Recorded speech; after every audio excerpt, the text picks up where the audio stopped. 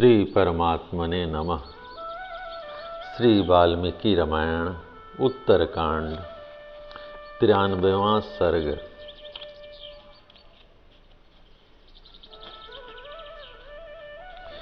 जय राम जी की।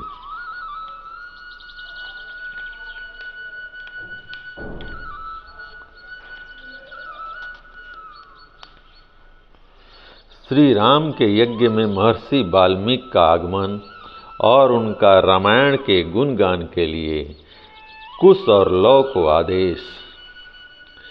इस प्रकार वह अत्यंत अद्भुत यज्ञ जब चालू हुआ, उस समय भगवान वाल्मीकि मुनि अपने शिष्यों के साथ वहाँ शीघ्रतापूर्वक पधारे।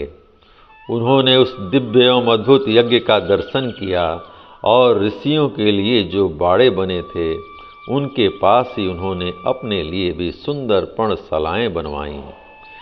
वाल्मीकि जी के सुंदर बाड़े के समीप अन्न आदि से भरे पूरे बहुत से छकड़े खड़े कर दिए गए थे। साथ ही अच्छे अच्छे फल और मूल भी रख दिए गए थे। राजा श्री राम तथा बहुसंख्यक महात्मा मुनियों द्वारा भली भांति पूजित एवं सम्मानित हो महातेजस्वी आत्मज्ञानी वाल्मीकि मुनि ने बड़े सुख से वहाँ निवास किया।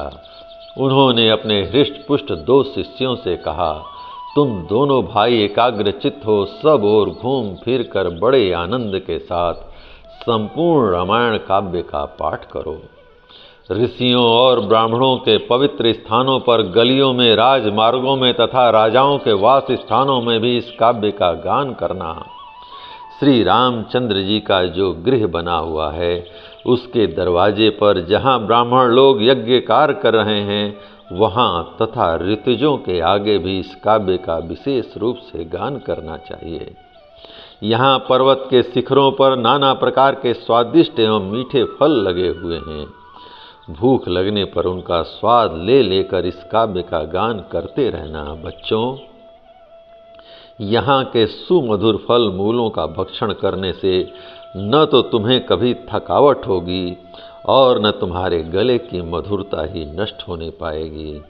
यदि महाराज श्री राम तुम दोनों का गान सुनने के लिए बुलावें तो तुम उनसे तथा वहाँ बैठे हुए ऋषि मुनियों से यथा योग्य विनयपूर्ण बर्ताव करना।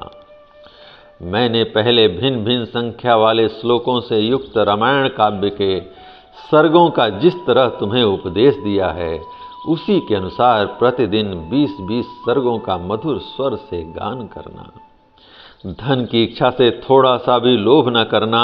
आश्रम में रहकर फल मूल भोजन करने वाले वनवासियों को धन से क्या काम। यदि श्री रघुनाथ जी पूछें, बच्चों तुम दोनों किसके पुत्र हो, तो तुम दोनों महाराज से इतना ही कह देना कि हम दोनों भाई महर्षि वाल्मीकि के शिष्य हैं। ये वीणा के 7 तार हैं, इनसे बड़ी मधुर आवाज निकलती है। इसमें अपूर्व स्वरों का प्रदर्शन करने वाले ये स्थान बने हैं। इनके स्वरों को झंकृत करके मिलाकर समधुर स्वर में तुम दोनों भाई काव्य का गान करो और सर्वथा निश्चिंत रहो। आरंभ से ही इस काव्य का गान करना चाहिए। तुम लोग ऐसा कोई बर्ताव न करना जिससे राजा का अपमान हो, क्योंकि राजा धर्म की दृष्टि से संपूर्ण प्राणियों का पिता होता है। अतएव तुम दोनों भाई प्रसन्न और एकाग्र चित्त होकर कल सवेरे से ही वीणा के लय पर मधुर स्वर से रामायण गान आरंभ कर दो। इस तरह बहुत कुछ आदेश देकर वरुण के पुत्र परम उदार महामुनि वाल्मीकि चुप हो गए। मुनि के इस प्रकार आदेश देने पर मिथिलेश कुमारी सीता के वे दोनों शत्रु दमन पुत्र बहुत अच्छा, हम ऐसा ही करेंगे कहकर वहाँ से चल दिए। शुक्राचार्य की बनाई हुई नीति संहिता को धारण करने वाले अश्वनी कुमारों की भांति ऋषि की कही हुई उस अद्भुत वाणी को हृदय में धारण करके वे दोनों कुमार मन ही मन उत्कंठित हो वहाँ रात भर सुख से रहे। जय राम जी की। इस प्रकार श्री वाल्मीकि निर्मित आर्ष रामायण आदि काव्य के उत्तरकांड का 93वां सर्ग प्रभु श्री राम की कृपा से पूर्ण हुआ। जय राम जी की।